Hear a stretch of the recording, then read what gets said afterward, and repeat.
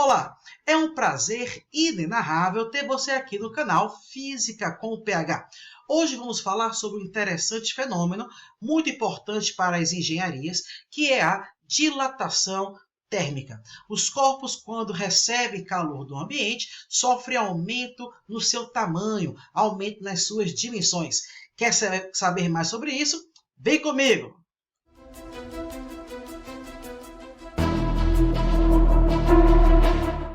Como eu dizia, hoje vamos falar sobre a dilatação térmica. Vamos compreender melhor um pouco este fenômeno. Vamos lá. A dilatação térmica pode ser observada nestas situações que eu estou apresentando aqui agora. Nesse desenho aqui da esquerda, nós temos um trilho de trem que foi deformado porque houve um aumento de temperatura, esse trilho de trem dilatou-se, não tinha para onde expandir e acabou sendo deformado por esse aumento da temperatura, por esse aumento em seu comprimento. Da mesma forma, nos fios de alta tensão, existem uns espaçadores, observe, que é justamente para compensar os efeitos da dilatação térmica. Os fios serão aquecidos tanto, obviamente, através do calor do Sol, mas também e especialmente por um fenômeno chamado efeito Joule. O efeito Joule é a transformação da energia elétrica em calor. Quando uma corrente de alta voltagem passa por aquele fio, ela vai esquentar esse fio. O fio, então, vai dilatar-se, vai aumentar o seu tamanho e quando ele aumentar, pode ser que um fio acabe encostando no outro. Para evitar acidentes, então, coloca esses espaçadores, especialmente nas redes de alta tensão. Da mesma forma, quando nós estamos aqui, com ladrilhos, com lajotas e tal, azulejos, sempre existe um espaçamento entre um e outro, preenchido por uma massinha porosa, que nós chamamos de rejuntamento, justamente para dar espaço para que essas lajotas possam dilatar-se, sem que uma monte sobre a outra, para não descolar ali da parede. E aqui, por fim, nessa última imagem, nós temos uma fotografia retirada da ponte Juscelino Kubitschek, onde você pode observar esse desnível aqui, justamente causado pela dilatação térmica da ponte, mas também observamos um espaçamento entre um material metálico e outro para justamente dar espaço quando esses materiais se dilatarem, ok? Veja só também essa charge. Um rapaz aqui tenta desatarrachar uma porca de um parafuso e ele reclama: não consigo desatarrachar essa porta.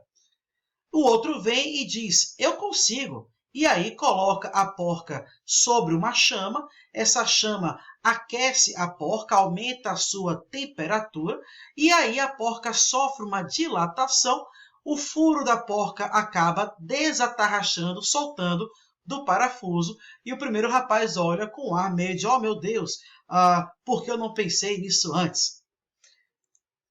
A primeira questão que nós precisamos pensar quando pensamos em dilatação é que a dilatação térmica é um fenômeno macroscópico, isto é, eu posso enxergar ele a olho nu, ele acontece nas escalas do dia a dia, mas ele tem uma explicação microscópica, uma explicação que tem a ver com a estrutura molecular da matéria.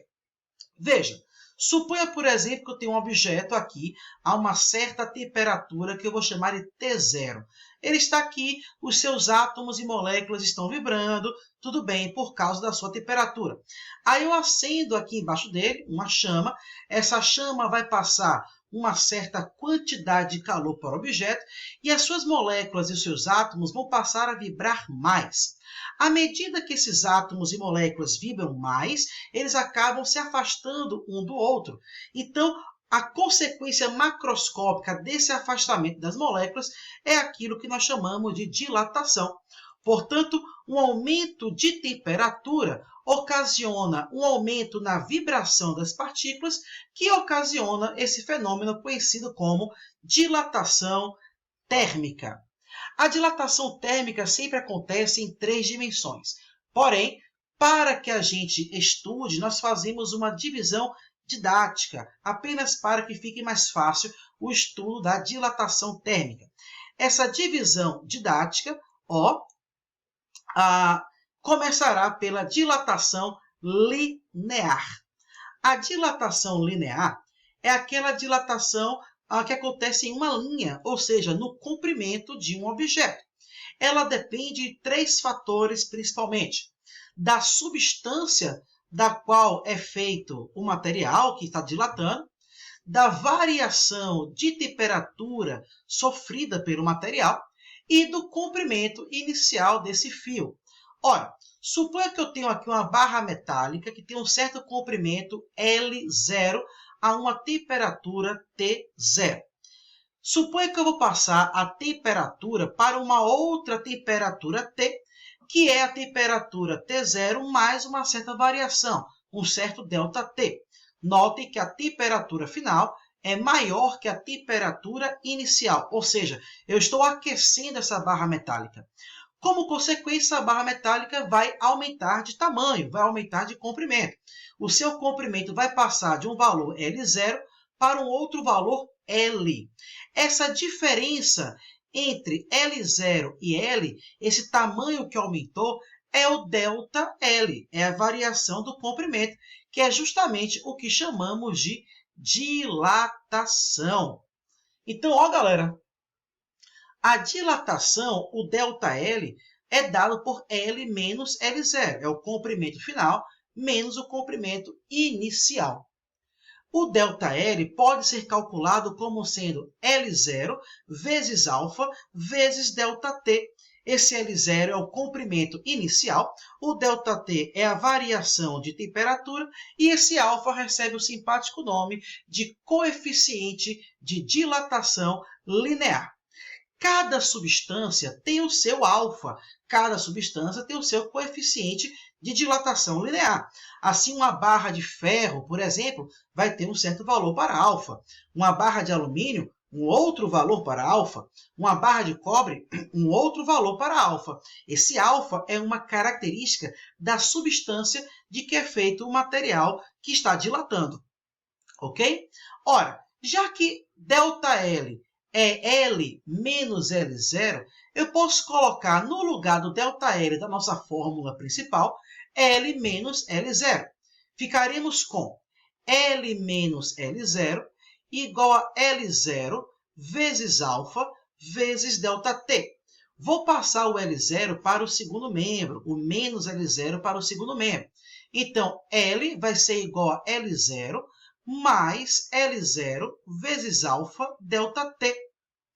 Observamos que tem L0 aqui e aqui.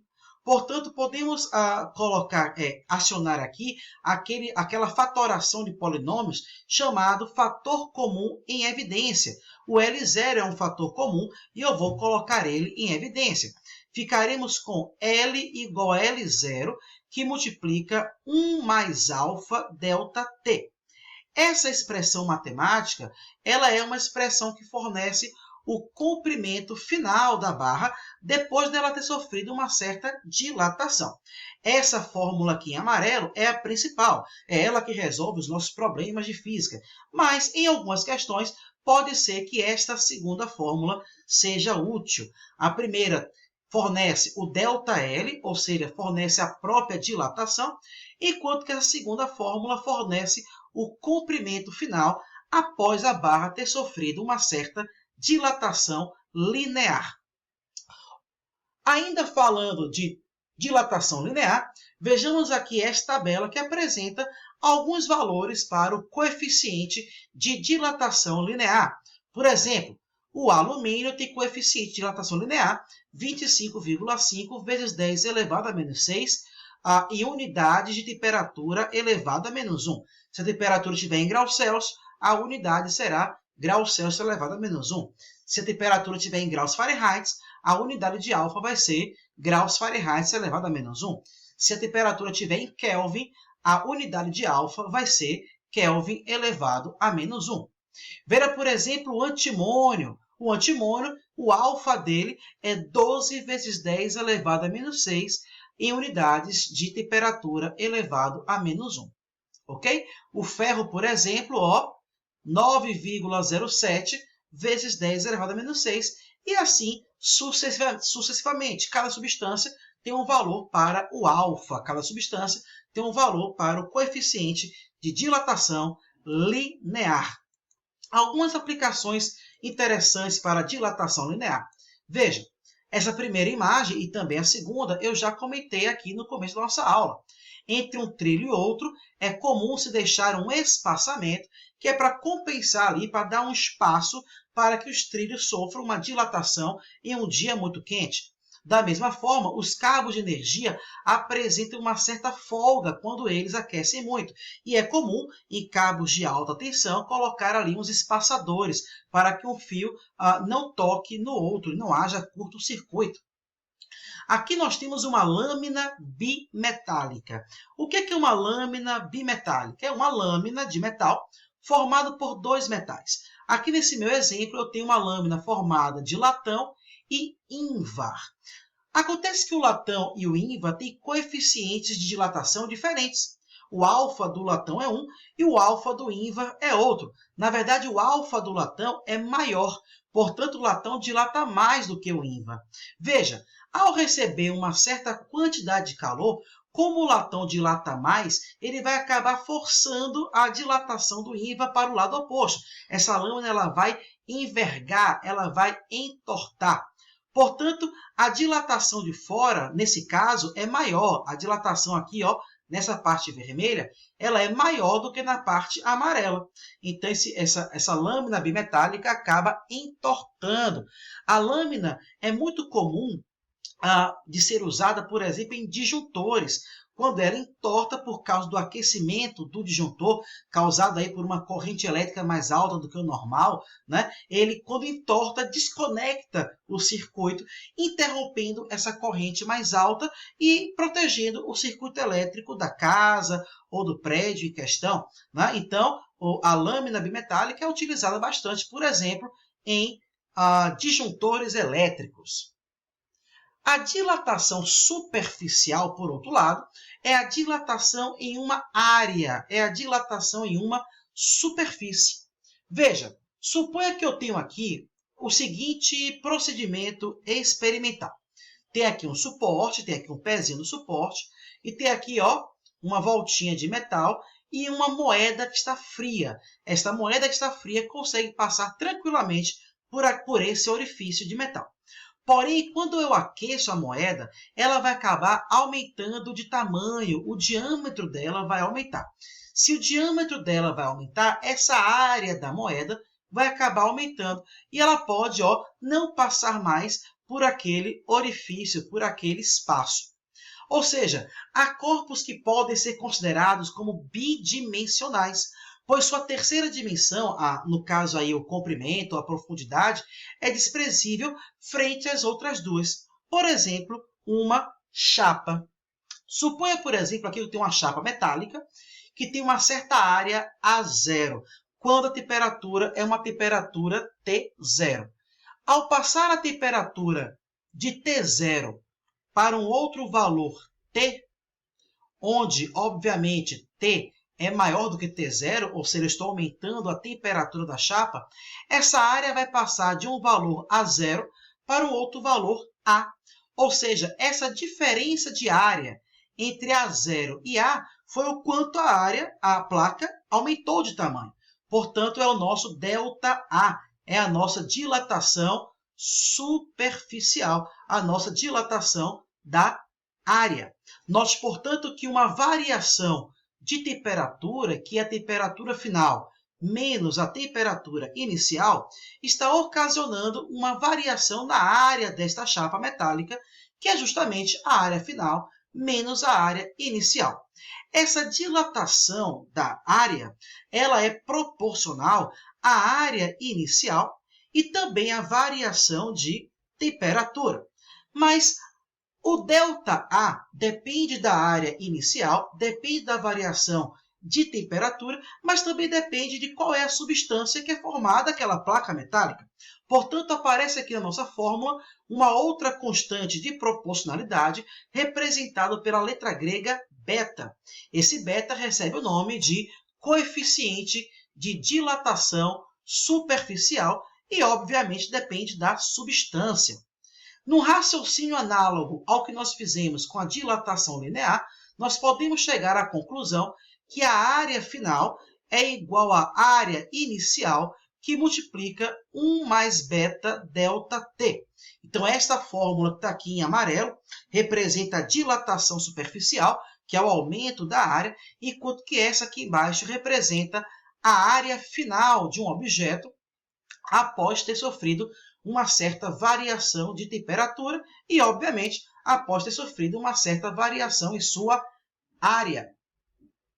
Ora, suponhamos, então, um objeto que está com um orifício. Esse objeto aqui, essa placa quadrada, está com um orifício que tem uma área A0. A0 é a área do orifício. Vamos supor que essa placa vai ser aquecida de um valor T0 para um valor T, onde, obviamente, T é maior do que T0, ou seja, estou aumentando a temperatura da placa. Neste caso, o orifício vai passar de ter uma área A0 para uma outra área A. Portanto, não é só a área da placa que vai aumentar, mas também a área do orifício. Daí, tem essa importante observação. Corpos ocos ou com cavidades dilatam-se como se fossem maciços. Então, naquele nosso primeiro exemplo, lá no começo da aula, daquela tirinha onde uma pessoa tentava desatarrachar a porca de um parafuso, ao aquecer a porca, ela dilata, mas também o orifício da porca dilata, portanto, ela desatarracha do parafuso. Conclusão, em um objeto que há uma cavidade ou que há um orifício, ao ser dilatado, esta cavidade ou este orifício dilata-se como se fosse maciço, dilata-se como se fosse formado do mesmo material que a placa metálica. Ok? Vamos lá. A terceira dilatação, e muito importante também, é a dilatação volumétrica. Claro, se a dilatação linear foi em uma linha, em um comprimento, a dilatação superficial foi uma superfície em uma área, é claro que a dilatação volumétrica é aquela que acontece em 3 dimensões, portanto, em um certo volume. Suponha, por exemplo, que eu tenho um objeto que na temperatura T0 está com o volume V0. Eu vou passar a sua temperatura para um outro valor T, onde T é maior do que T0. A temperatura final é maior do que a temperatura inicial. O volume do objeto vai passar de um volume V0 para um outro volume V. Ou seja, o objeto vai sofrer uma certa variação no volume, que, claro, é o volume final menos o volume inicial. Esse ΔV é a dilatação volumétrica do objeto. A grande maioria dos corpos sólidos possui 3 dimensões: altura, comprimento e espessura. Quando aquecido, o sólido sofre expansão em cada uma delas, resultando em um aumento do volume total do corpo. Isso nos leva a pensar que as 3 dilatações não acontecem separadamente. Ao contrário, elas sempre acontecem ao mesmo tempo, simultaneamente. Quando o objeto dilata o seu comprimento, é claro que ele dilata também a área e o volume como um todo. Porém, nós fazemos essa separação simplesmente por uma razão didática, que é mais fácil separar aí as dilatações em 3 para resolvermos exercícios de física. Vamos lá, continuando. A dilatação volumétrica vai ser dada por esta fórmula. ΔV igual a gama vezes V0 vezes ΔT. Portanto, observe que a variação do volume, a dilatação volumétrica, depende do volume inicial do objeto e também depende da variação de temperatura. Claro, quanto mais eu aqueço, mais ele dilata. Mas também aparece aqui uma constante de proporcionalidade representada pela letra grega gama. Esse gama recebe o simpático nome de coeficiente de dilatação volumétrica do material. Ou seja, é uma característica do material. Cada material vai ter o seu gama. Por exemplo, existe aí o gama do vidro, existe o gama da madeira, existe o gama do alumínio. Cada material vai ter um valor para gama, da mesma forma que cada material terá um valor para beta e também para alfa. Se eu fizer aqui o mesmo raciocínio que eu fiz para dilatação linear e para dilatação superficial, também podemos encontrar uma fórmula para o volume final. V igual a V0, que multiplica 1 mais gama delta T. E quanto que essa fórmula aqui na caixa amarela expressa o ΔV, a dilatação volumétrica, esta outra aqui embaixo vai expressar o valor do volume final de um objeto após ter sofrido uma certa dilatação ΔV. Vamos falar um pouquinho sobre a dilatação dos líquidos. É claro, se os sólidos dilatam, os líquidos dilatam mais ainda. Mas a dilatação dos líquidos tem uma dificuldade adicional, porque para dilatar um líquido, esse líquido precisa estar dentro de um recipiente, dentro de um frasco. Quando eu aqueço o volume frasco e líquido, aí nós temos uma dificuldade, que é o seguinte: como diferenciar o quanto daquela dilatação foi do líquido e o quanto daquela dilatação foi do próprio frasco, foi do próprio recipiente. Então, vamos ver aqui os detalhes da dilatação dos líquidos. Suponha, por exemplo, que eu tenho um recipiente que está cheio até a boca de um certo líquido. O volume inicial do recipiente é um volume V0, e esse volume inicial também é o volume inicial do líquido, porque está até a boca cheinho de líquido, tá? Quando eu aqueço esse conjunto de um valor θ0 para um valor θ, onde θ é maior que θ0, eu percebo que uma certa parte do líquido vai acabar transbordando, vai acabar extravasando.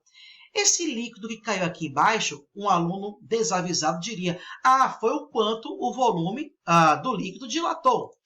Mais ou menos. Esse volume extravasado não é exatamente a dilatação do líquido. É aquilo que nós chamamos de dilatação aparente do líquido. Aparentemente, foi aquela quantidade que o líquido dilatou, mas não é bem assim.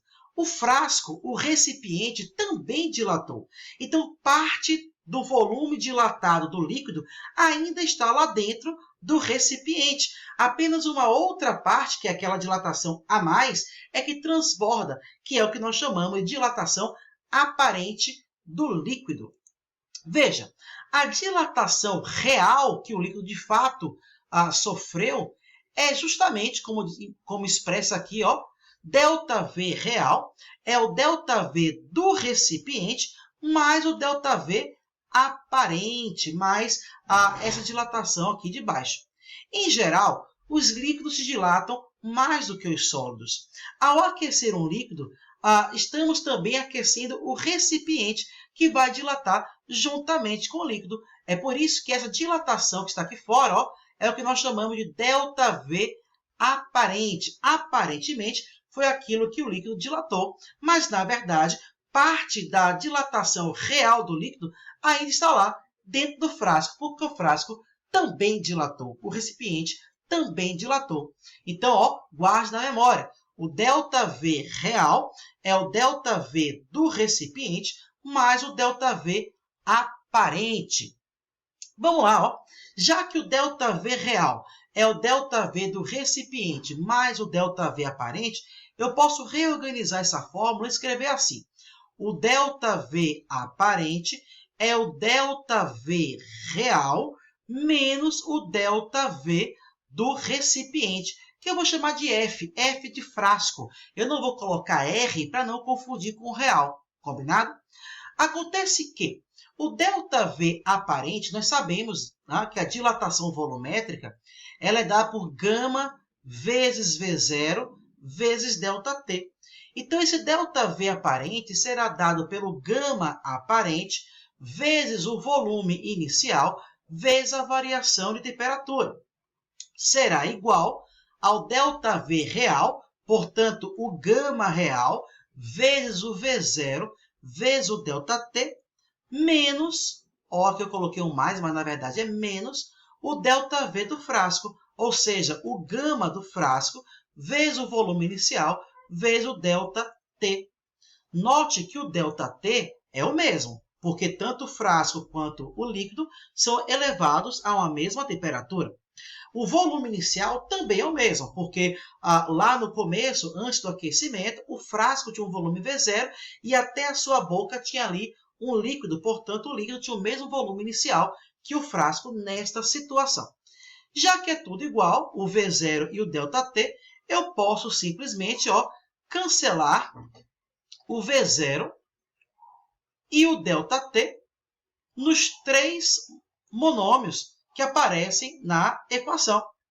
Então, como consequência, eu tenho uma relação entre os coeficientes. Veja, o gama aparente é o gama real, ou seja, o gama do líquido, menos o gama do frasco, ou seja, menos o gama do recipiente. Então, o coeficiente de dilatação volumétrica aparente é a diferença entre o gama do líquido e o gama do recipiente. Ora, a água é uma substância que tem uma certa anomalia. Existe um trecho, um intervalo de temperatura que a água se comporta de maneira anômala, ou seja, de maneira esquisita, mas é só um pequeno trechinho de 0 até 4 graus Celsius. Vamos compreender melhor a dilatação anômala da água. Veja só, quando aquecemos a água de 0 graus Celsius até 4 graus Celsius, o seu volume diminui, se contraindo.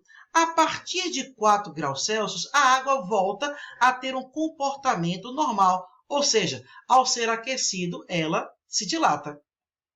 Olha só esse gráfico. A água tem aqui um certo volume inicial, que eu vou colocar em um recipiente, e eu vou aquecer essa água. No eixo X eu tenho aqui a temperatura medida em graus Celsius. À medida que a temperatura aumenta a partir de 0 graus Celsius, o volume que deveria aumentar, porque nós sabemos que todos os corpos, quando a temperatura aumenta, o volume aumenta, esse volume que deveria aumentar, ele na verdade diminui. De 0 até 4 graus Celsius, a água sofre uma contração e não uma expansão e não uma dilatação, chegando neste ponto de 4 graus Celsius com o menor volume possível. É claro que, se eu pensar no gráfico da densidade, em 4 graus Celsius, como o volume é o menor possível, a densidade será a maior possível lá em 4 graus Celsius. Que, inclusive, lá é que é o valor tabelado para a densidade da água, que é de 1 grama por centímetro cúbico, ou 1 grama por mililitro por ml. A partir de 4 graus Celsius, a água dilata-se normalmente, como qualquer outra substância.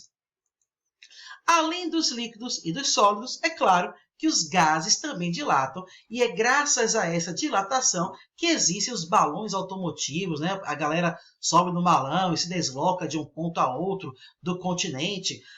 Aqui embaixo do balão tem uma chama que aquece o gás que está dentro dele. Esse gás sofre uma expansão, uma dilatação, e aí, dentro do balão, o gás estará menos denso que fora. Essa diferença de densidade vai ocasionar aí uma diferença de pressão e esse balão vai acabar subindo.